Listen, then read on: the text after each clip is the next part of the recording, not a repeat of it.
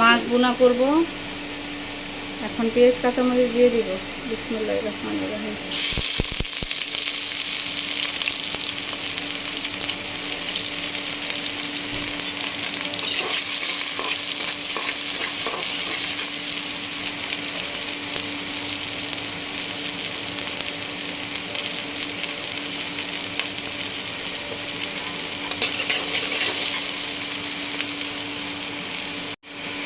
Tomato দিয়ে দিছি, এখন ঢেকে দিব। অন্য পরিমাণে আদা বাটা দিয়ে দিচ্ছি, এখন লাড়াচাড়া দিয়ে দিব।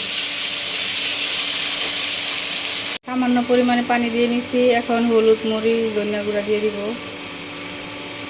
ধনিয়া গুঁড়া দিলাম, হলুদের গুঁড়া, সামান্য পরিমাণ মরিচের গুঁড়া দিব। এখন নাড়াচাড়া দিয়ে নিব।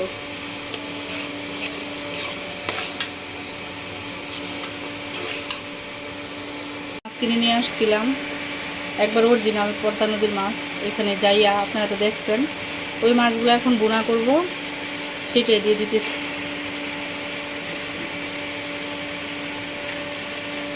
এখন নাড়াচাড়া দিয়ে নিব।